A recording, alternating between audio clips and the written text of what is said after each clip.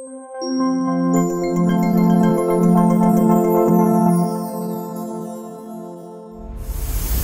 जब छोटे थे मदरसे में पढ़ते थे तो उस वक़्त बहुत से लोग आया करते थे, आते थे और कहते थे कारी साहब ये कुछ रकम है ये रख लें और आप हमें एक हाफिज़ दे दें जो रोज़ाना वालिद साहब की कब्र पे जाके जो है इसाले सवाब करे। भाई आपने ख़ुद क्यों नहीं पढ़ा?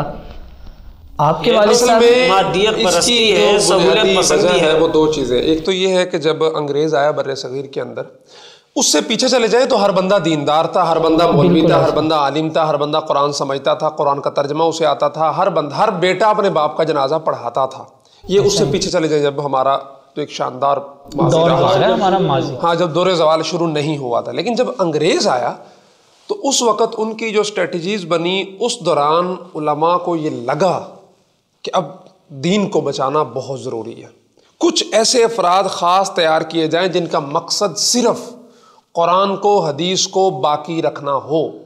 उसमें अब तुर्की की मिसाल ले लें कि उसने अतातुर्क ने क्या कुछ नहीं किया और रस्मुल ख़त तक अरबी पे पाबंदी हुई, अज़ान पे पाबंदी लगी और करीब था कि तुर्कों के अंदर से हर चीज़ बिल्कुल नसियम मनसिया हो जाती। लेकिन वो पुराने बुज़ुर्ग बाबे जो तहखानों के अंदर, जबर के अंदर कुछ ना कुछ वो इल्म की शमा, कुरान की एक लो जलाए रखी उन्होंने। इसी तरह इससे बचने के लिए उलमा ने उस वक़्त जो 1857 के बाद उलमाए दारुल उलूम देवबंद की बुनियाद रखी और तहरीक वो तो बाद में आई, तहरीक रेशम रुमाल, उलमा इसकी दारुल उलूम देवबंद की बुनियाद रही। उसका बुनियादी मकसद ही ये था कि ऐसे अफराद हों जो ज़माने की सख्तियों, हालात, मुआशी फ़लाँ फ़लाँ से कता नज़र सिर्फ़ ये दीन का महाज संभाले रखें, कुरान हमारे बच्चों के अंदर ज़िंदा रखें, दीनी ज़रूरियात जो मुआशरे की हैं उसके लिए ऐसे रिजाले कार पैदा होते रहें। लेकिन अंग्रेज़ ने उसके अंदर भी सियासत ये खेली कि जब ग़ालिबन 1890s में 1890 के बाद जब पार्टीशनिंग हुई मुस्लिम प्रोफेशंस की, नाई को 2 किले मिलते थे गांव के अंदर, मोची को 2 किले मिलते थे गांव के अंदर, इसी तरह तरखान को 2 किले मिलते थे गांव के अंदर। यानी एक मुरब्बा होता था जिसमें से 12.5 एकड़ वो होते थे जिम्मेदार के और बाकी ये 2-2 एकड़ सबके होते थे। उसने यहाँ पे एक पत्ता खेलते हुए मौलवी के भी 2 एकड़ रखवा दिए।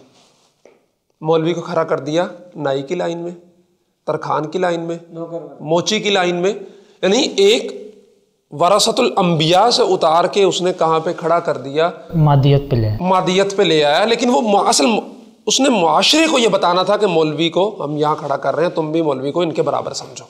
जबकि शुरू से तो ऐसा नहीं था। इस्लाम तो जो जामा मस्जिद है कराची की जामा मस्जिद का इमाम तो गवर्नर कराची को होना चाहिए। बिल्कुल ऐसे ही। और मस्जिद नबी के अंदर जुमा मदीने का गवर्नर पढ़ाता था। हरम शरीफ के अंदर जुमा उसी ने पढ़ाना है जो मक्कातुल मुकर्रमा का गवर्नर है। हर शहर का जो अमीर होता था, जो इमाम होता था बड़ी मस्जिद का, वो वहाँ का हाकिम होता था। यही वजह है कि उस वक़्त दीनदारी को, एक आलिम बनने को एक दौर ऐसा गुजरा है पीछे। अब अल्हम्दुलिल्लाह देख रहे हैं कि बड़े बड़े लोगों के बच्चे भी दीनदारी की तरफ आ रहे हैं, वो अपने बच्चों को आलिम हाफिज़ बनाने में फ़ख्र महसूस करते हैं। लेकिन पीछे एक दौर गुजरा है जब शर्म महसूस की जाती थी कि यार मैं अपने बेटे को आलिम बनाऊं। लेकिन उस दौर में बच्चों को इल्म की तरफ लाना, फजल की तरफ लाना एक समझा जाता था। क्यों? क्योंकि जो इल्म वाले लोग होते थे, जो फजल वाले लोग होते थे, उनको माशरे के अंदर एक मकाम हासिल था। अच्छा, ये तो था एक पहलू। दूसरा पहलू कि जी वो ट्यूशन तो इंग्लिश तो खुद अपने बच्चे को पढ़ा रहा है लेकिन कुरान नहीं पढ़ा रहा। बड़ी प्यारी बात की आबिद भाई ने कि वो कुरान उसको अपने बच्चे को पढ़ाने से किसने रोका है? मौलवी ने रोका है? बिल्कुल नहीं रोका। मेरे तो दादाबू जब फौत हुए, चिट्टे अनपढ़ थे दादाबू मेरे, लेकिन अपने बच्चों को दादाबू ने वसीयत की कि मेरा जनाजा ये पढ़ाएगा, मेरे वालिद साहब का नाम है, वालिद साहब तबलीग में लगे। इसी तरह हर बाप को अपने, अब उस तरफ बात जा रही है तो मैं ये कर दूं, कराची की जो बड़ी जनाजगाहें वहाँ चले जाएं जहाँ पर रोज़ाना 10 जनाजे होते हों, उन 10 मरने वालों के 10 बेटों को बुला लें, 10 के बच्चों को बुला लें और उन 10 से नमाज जनाजा की दुआ सुन लें। 10 में से 9 को नमाज जनाजा की दुआ नहीं आएगी। मैंने ये जो इब्तदाई दुआएं होती हैं, घर से बाहर निकलने की, घर में दाखिल होने की, वॉशरूम में जाने की, वॉशरूम से बाहर निकलने की, नमाज हनफी, ये वो सारी अपने वालिद से पढ़ी हैं, अपनी वालदा से घर में पढ़ी हैं। हालांकि ना मेरे वालिद आलिम है ना मेरी वालदा आलिमा है, लेकिन दीनदारी का एक माहौल है घर में। अब क्या है, हमारे बच्चों के अंदर दीनदारी इसलिए नहीं आती और दुनियादारी इसलिए आ जाती है कि हम खुद उनकी दुनियादारी की निगरानी करते हैं, जिम्मेदारी को लेते हैं। अब बच्चा स्कूल से आया, छोड़ देते हैं, बाप ने कहना कि बेटा ले आओ किताबें, ले आओ, क्या आज क्या होमवर्क क्या मिला, करो मेरे सामने बैठ के। लेकिन कुरान पढ़ाने के लिए कारी साहब आए हैं, 15 मिनट के लिए कारी साहब ने पढ़ाया, ठीक है, चले गए। और दूसरा एक और चीज़ भी है, कारी साहब आए हैं, नहीं जी वो आज महमूद की तबीयत ख़राब है, आज सबक नहीं होगा। लेकिन इंग्लिश वाला टीचर आया तो तबीयत ख़राब है, नहीं बेटा उठो, आपका टेस्ट है अगले हफ्ते, तो आपको पढ़ना पड़ेगा। जबकि हम हारून रशीद के दरबार का किस्सा सुने कि जब गालिबन इमाम अबू यूसुफ थे मेरे ख्याल में, जब उन्हें कहा गया कि हमारे बच्चे को तालीम सिखाएं, तो उन्होंने कहा कि मैं दरबार में नहीं आऊँगा, आप बच्चे। उस वक़्त मौलवी हुए या उलमा हजरात वो इस पोजीशन में थे, असल ये चीज़ पोजीशन में थे। अच्छा, जबकि दूसरी तरफ जो है अगर हारून रशीद के दरबार का हम जब माजी में देखते हैं, तो जब उन्होंने जो है कहा कि हारून रशीद थे, मामून रशीद थे, उन्होंने कहा कि मेरे बेटे को जो है तालीम देनी है, तो इमाम अबू यूसुफ के पास उन्होंने भेजा, उनसे पैगाम भेजा कि आप आएँ और मेरे बेटे को जो है तालीम दें कुरान पाक की, हदीस की। तो इमाम साहब ने जो है सख्त इनकार कर दिया, उन्होंने कहा नहीं, ये इल्म है, यहाँ पर वो आता है जिसको तलब होती है, तो मैं आपके पास इल्म किसी के पास चल कर नहीं आता, तालिब इल्म के पास आता है। तो क्या वजह थी उस वक़्त और इस दौर में कि उस वक़्त जो है ना वक्त का बादशाह जो है एक आलिम के पास आ रहा है, और अब जो है यहाँ पर कारी जिसके सीने में लोहे महफूज का मुक़द्दस ख़जाना है, दुनिया का, पूरी कायनात का सबसे मुक़द्दस ख़जाना है, वो दिन भर जो है गलियों गलियों दरवाज़े दरवाज़े जाके जो है घंटियाँ बजा रहा है और कुरान की तालीम दे रहा है। लेकिन उसके बावजूद हम कुरान से जो है ना, हमारी जो आवाम है उसमें जो है कुरान की जो दीन है, कुरान की जो तालीमात हैं वो नहीं है। जैसा कि उन्होंने बताया कि जब बर्र सगीर से अंग्रेज़ जा रहा था, उन्होंने मौलवी को लाकर उस लाइन में खड़ा कर दिया जिस लाइन में आपका मजदूर तबका था या नौकर पेशा तबका था, उसको मसनद नबवी से गोया के उतार कर नीचे लाया गया। अब उसकी मजबूरी बन गई, पेट तो उसके पास भी है। नहीं, इसमें एक और फैक्टर है, मैं काट रहा हूँ आपकी बात, कि पेट वाला फैक्टर, वो माश वाला फैक्टर तो बाद में आता है। असल उसको ये फिक्र भी थी मौलवी को, हाफिज़ कुरान को, कारी कुरान को, कि यार मैंने कुरान को भी तो इन लोगों के ज़हनों में, इनके दिलों में, इनकी ज़ुबानों पे ज़िंदा रखना है ना। हम हाँ वो तो नहीं आ रहे, उनको तो रोक दिया गया। एक फ़िज़ा ऐसी बनाई गई, समाज ऐसा बना कि वो रुक गए, इस तरफ जाना ही नहीं है। कामयाबी किस में है? वो दुनियादारी में है। मादियत परस्ती को बिल्कुल उनके जहनों में डाल दिया गया, तो असरी तालीम का एक रुझान आया, दीनी तालीम जो है वो पीछे की तरफ धकेल दिया गया। तो इस मौके पर मौलवी ने गोया एक कदम बढ़कर ख़ुद को नीचे उतार कर अपने लेवल से, अपने किरदार, अपने एक मकाम से उतर कर गोया कि दीन की खिदमत की है, और उसका मकसद भी लोगों के अंदर दीन को ज़िंदा रखना था। और यही मफ़हूम बनता है कुंतुम खैर उम्मतिन उखरिजत लिन्नास का। हमको अगर खैर उम्मत इस उम्मत को कहा गया तो वो क्यों कहा गया? अच्छा, मेरा सवाल ये है कि जब उसने जो है ये कुर्बानी देने के लिए उसने ये अज़्म किया, तो अब तक आगे क्या वो अपने अज़्म में ये दीनदार शख्स जो एक तहरीक जो दीन को आगे बढ़ाने की चली थी, क्या बाकर वो ख़त्म हो गई या कमज़ोर पड़ गई, या उन्होंने अपनी ज़िम्मेदारियाँ पूरी नहीं की, जिसकी वजह से जो है आज हर तीसरा बंदा जो है वो दीन से जो है इस्लाम से शिकायत कर रहा है, और वो जो है ना इस्लाम से दूर होना चाहता है। जहाँ वो देखता है कि यार कोई मौलवी खड़ा है दीन इस्लाम की बात वगैरह शिद्दत पसंद है। मैं बताता हूँ, इसका आसान सा ये है कि आप 20 साल पीछे चले जाएं, मदारस की हालत देख लें, मदारस में पढ़ने वाले बच्चों की हालत देख लें, अब मौजूदा सिचुएशन में आप देख लें, पुराने बुजुर्गों से पूछ लें उस वक़्त दीन कैसा था, इनके लोगों की ज़िंदगियों में दीन कितना था और अब कितना है। आपको अब के हालात बहुत बेहतर नज़र आएंगे।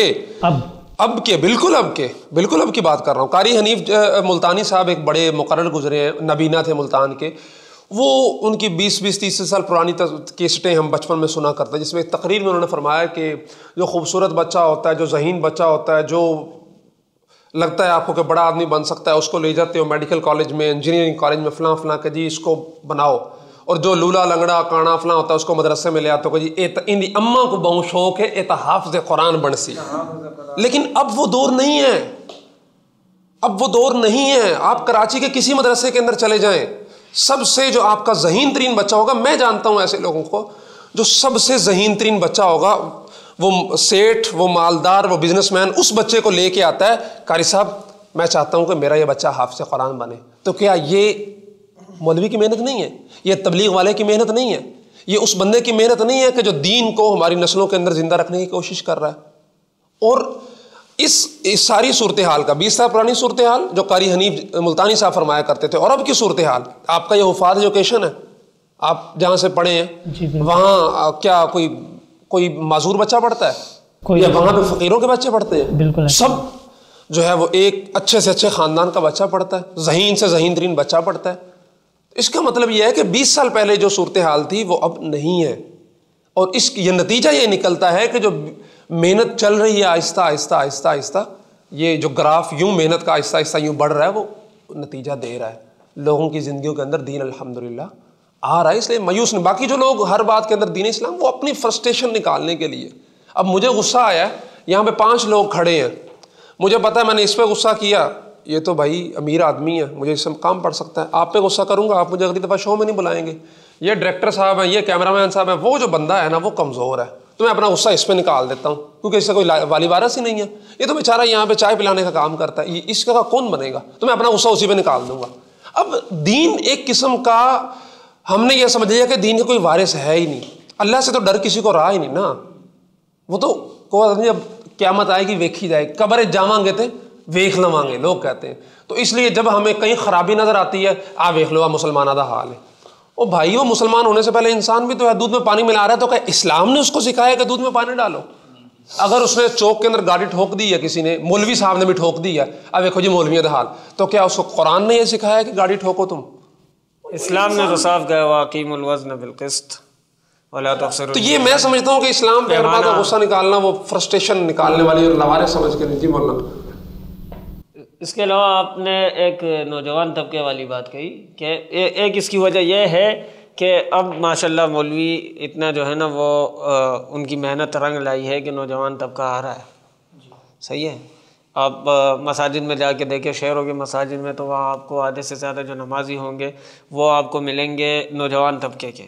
बिल्कुल वहाँ, और इसमें सबसे बड़ी जो अहम कलीदी किरदार अदा किया है मौलाना तारिक जमील साहब ने। तबलीग वाली बात हो गई, ये जो तबलीग पर पाबंदी लगी है तो उनको हम एक चलते और फिरता एक ऐसी शख्सियत दिखा सकते हैं मौलाना तारिक जमील साहब के शक्ल में कि यार उन्होंने एक दुनिया जो है ना उनके पीछे है और तबलीग के साथ उन्होंने लोगों को जोड़ा, दीन की तरफ लाया। अभी जब ये वाक़या हुआ, एक मिनट, अभी जब ये वाक़या हुआ, इन लोगों ने जब ये खुतबात जारी किए सऊदी हुकूमत ने तबलीगी जमात के ख़िलाफ़, तो और उसमें शिरकत और शिरक व बिदात वग़ैरह का जो है ना इल्ज़ामात लगाए दहशतगर्दी के, तो हमारे एक मौलवी हैं उन्होंने अपनी कारगुजारी लिखी। वो कारगुजारी मैं समझता हूँ कि इंशाल्लाह सब तक पहुँचनी चाहिए। तो वो कारगुजारी ये थी, वो कहते हैं कि 1999 में मैं साल में था, तबलीगी साल लगा रहा था, तो मौलाना जमशेद साहब रहमतुल्लाह अलैह जो तबलीगी जमात के बहुत बड़े बुज़ुर्ग थे, तो उनका बयान था जो साल में चल रहे थे, उन सबको वहाँ रावण मरकज़ में इकट्ठा किया गया था और उन्होंने ऐलान किया कि वो हज़रात अपने हाथ खड़े करें कि जिनके आबा व अजदाद में कोई आलिम है, हाफिज़ है, जो मतलब ये कि ख़ानदानी तौर पर उनका ख़ानदान ही दीन से मुंसलिक थे। तो गिने चुने कुछ लोग थे, उन्होंने हाथ खड़े कर दिए। उसके बाद हज़रत ने ऐलान किया कि वो हज़रात हाथ उठाएं जो दावत तबलीग की निस्बत से तवस्सुत से यहाँ पर आए हैं और उन्होंने मतलब आलिम बने हैं, उलमा की जमात थी, तो वो हज़रात हाथ खड़े करें। तमाम मजमे ने हाथ खड़े कर दिए। ये थी 1999 की बात जो हज़रत ने हमारे वो मौलवी साहब हैं मौलाना हारून आदिल साहब उन्होंने की। अब तक देखें तबलीगी जमात ने कितने गिरानों को जो है ना वो। अच्छा, मेरे खुद वाले साहब, मैं खुद अपना भी कहूँ तो मेरे भी मतलब एग्रीकल्चर यूनिवर्सिटी फैसलाबाद में इंजीनियरिंग में एडमिशन हुआ था उनका, और वहाँ से जहाँ उन्होंने 4 साल अपनी ग्रेजुएशन मुकम्मल की और साथ तबलीगी सिस्टम का हिस्सा बनते हुए माशाल्लाह इस वक्त भी वो, जब ये रिकॉर्डिंग हो रही है, मेरे वाले साहब बैरून 7वां में चल रहे हैं। आज रात को उन्होंने अपना सफ़र पूरा करके पाकिस्तान वापस आना और 1 महीना उनका रह गया। मैं पढ़ता था जामिया इमदादिया फैसलाबाद में, मेरे मामू भी वहाँ पढ़ते थे, दौरा हदीस के तालिब इल्म थे। तो वाले साहब हमें मिलने के लिए आए फैसलाबाद। वाले साहब मेरे फैसलाबाद एग्रीकल्चर से पढ़े हैं, तो उनको शनासाई थी, मिलने के लिए आते थे हर 3-4 माह बाद। तो वहाँ ऐसे कमरे में बैठे थे, बात चली तो एक साहिब ने तबलीग पे एतराज़ करने शुरू कर दिए। तो वाले साहब ने कहा आप एक ही दफ़ा इतराज़ कर लें, सारे मैं फिर जवाब दे दूंगा। उसने 5-7 मिनट लगाए, ये है, ऐसा है, वैसा है, फलाने, कमियां कोताहियां हर जगह पे होती हैं, लेकिन ये देखना चाहिए कि खैर कहाँ पे गालिब है और शर कहाँ पे गालिब है। जहाँ पे खैर गालिब है उसको ले लो, जहाँ पे शर गालिब है उसको छोड़ दो। तो दीन के भी तो मुख्तलिफ शोबे हैं ना, एक फिक़्ह का शोबा है, एक हदीस का शोबा है, कुरान का शोबा है, एक मसाइल का शोबा है, और बिजनेस की फ़िक़्ह अलग है, जो फ़र्ज़ मामलात हैं उनकी फ़िक़्ह के मामलात अलग हैं। और अब हर एक के उलमा तैयार हो रहे हैं।